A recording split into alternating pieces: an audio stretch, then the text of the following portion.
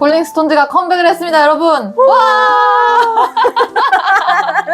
저는 아이돌 응원봉이 없어서 여기 콜링스톤즈 공식 응원봉인데 지금 시즌이 지나서 불이 안 들어오는 이것과 포에나리성 응원봉이랑 두 개를 들고 왔습니다.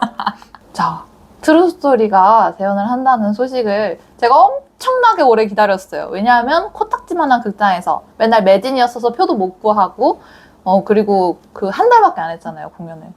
그래가지고 재연이 올라오기를 엄청나게 기다리고 있었는데 이렇게까지 거대한 극장에서 올 줄은 몰랐어요. 그 콜링스톤즈한테 예그린에서 링하센으로 옮긴 거면 거의 고척돔이에요. 그러니까 우리는 콜링스톤즈 고척돔 콘서트를 보러 가는 겁니다. 대단하죠? 성공하셨어요. 저는 트루스토리 보면서 너무 좋았어요.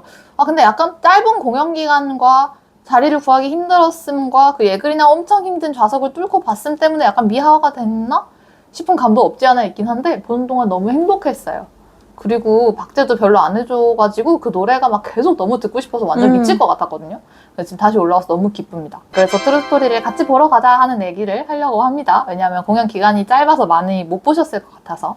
트루스토리는 콘서트 뮤지컬이라고 그 예매처에도 나와 있더라고요. 그 공연 전체가 이 주인공들이 콘서트를 하는 내용이에요. 그래서 제목은 트루스토리고 거기 등장하는 등장인물은 체이스, 니키, 그 마일로 주니어 이렇게 3명인데 배경에는 나와서 한 곡밖에 안 부르고 사라지는 그 콜링 스톤즈라고 되게 크게 무대에 서 있습니다. 무대가 바뀌었을 수도 있죠. 예그린에선 그랬습니다. 그래서 엄청 커다랗게 콜링 스톤즈라고 써있고 그 밑에 이제 밴드 하시는 분들이 올라와 있고 그 앞에 그 콘서트 할 때 앉는 긴 그 바 의자 있죠. 그게 이렇게 3개 있고 밑에 그 빨대 꽂힌 생수병 놓여져 있고 딱 그 콘서트처럼 되어 있고 거의 동선이 없어요. 그래서 저는 이걸 사실 처음에 링하센에서 올라온다고 했을 때는 왜? 처음에는 진짜 걱정이 많이 들었거든요. 뭔가 바뀌었을까요? 그니까 나도 궁금해. 굉장히 궁금합니다. 혹시 그 링하센 정도 사이즈면 늑대가 나와야 되는 거 아닐까요?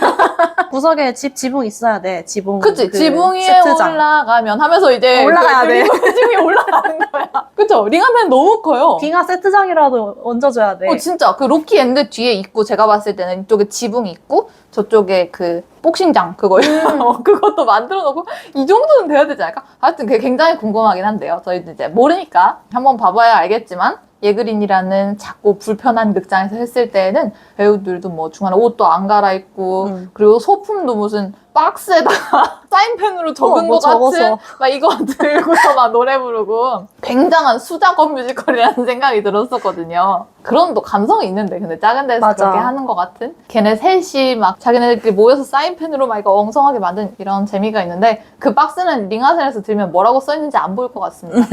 이번엔 대박 크게 만들어 주시길 바라겠습니다. 스토리에 대한 얘기를 잠깐 해볼게요. 거기가 로키엔드라는 이제 작은 시골 마을이에요.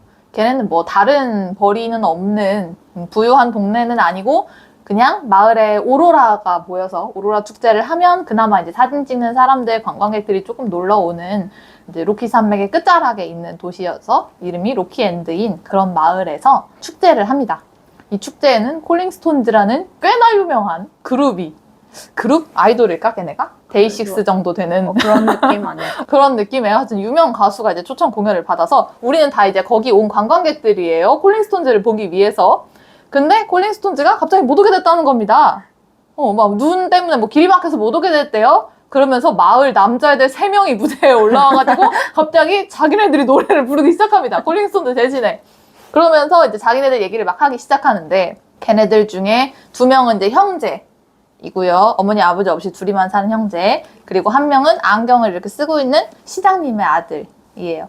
얘네 셋이서 어떻게 친구가 되어서 얘네가 마을에 어떤 문제 하나를 발견하고 그리고 그 문제를 어떻게 헤쳐나가는지를 다룬 뮤지컬이고요.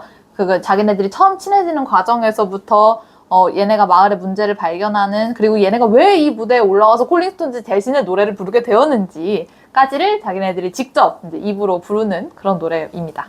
내용은 보라고 영상을 찍는 거기 때문에 자세하게 말을 하진 않을게요. 주제에 대해서 얘기를 하자면 자연에 대한 메시지가 가장 크게 있는 것 같고요. 그 청소년들이 자연에 대한 이야기를 하고는 있지만 우리가 청소년이었을 때 느꼈을 법한 그런 성장하면서 느끼는 갈등이나 감정들? 그런 것들을 담고 있습니다. 그래서 메시지도 굉장히 따뜻하고 가사도 아름답고 딱 네가 좋아할 것 같은 그런 자연 환경 인류의 그런 메시지를 담고 있습니다. 제가 이희준 작가님이 쓰신 불가극 영상을 여러 얘기를 했잖아요. 여러 극들 가지고 불가극만 가지고도 막 따로 영상도 찍었잖아요. 이희준 작가님이 쓰시는 글을 보면서 느껴지는 게 나이가 저보다도 많으시고 어른이 된 지 한참 되셨을 거 아니에요. 그분께서는. 그런데도 제가 어렸을 때 느끼고 있다가 잊어버렸던 어떤 감성 같은 것을 여전히 가지고 있다는 생각이 들어요. 트루스토리는 특히나 이렇게 가사를 들어보면 가사가 굉장히 날것이거든요. 단어가 되게 날것이에요. 진짜 그 청소년들이 딱 느꼈을 법한 그런 날것의 감성이에요. 내가 인간이 아니었으면 좋겠어. 막 이런 가사들.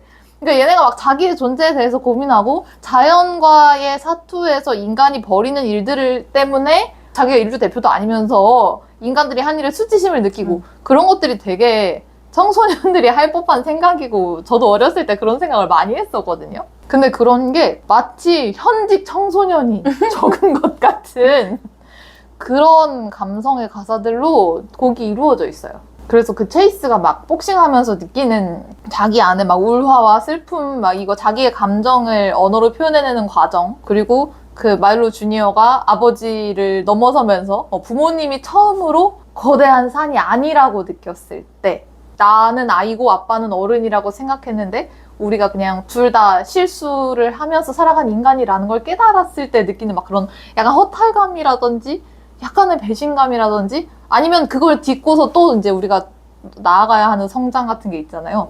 그런 것들을 어떻게 그렇게 잘 녹여냈을까 싶어요. 그래서 뭔가 작품이 화려하지는 않고 저희가 아까 막 복싱장 늑대 이런 얘기를 했지만 링하센에 가놓고도 제가 봤을 땐 이럴 가능성이 농후합니다.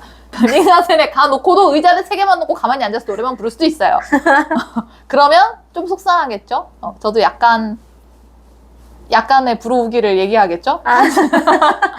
그래도 저는 이 트루스토리는 텍스트가 가지고 있는 그게 진짜 좋아서 굉장히 추천하는 극입니다, 여러분. 근데 트루스토리 전체에서 가장 재밌는 부분을 하나만 꼽으라면 역시 콜링 스톤즈 오빠들이 나오는 부분이 아닐까 싶네요.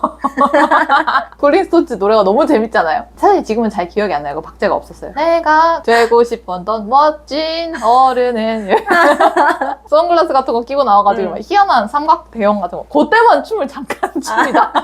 그리고 춤도 안무가 있긴 한데 안무가 다 서서 추는 춤이에요. 서서 뭐 상체만 추는 그냥 막 되게 약간 하계회스러운 춤을 추거든요. 그 앞에 기억난다. 그치? 어. 그리고 되게 직관적이에요. 로키앤 이렇게 노래 부르잖아. 그 로고 이렇게 손으로 그리면서. 정말 아기자기한 매력이 있는 뮤지컬인데요. 이 아기자기한 매력을 링하센 같은 거대한 무대에서 어떻게 표현할지 기대를 해보고 있겠습니다. 트루 스토리 얘기였습니다. 와.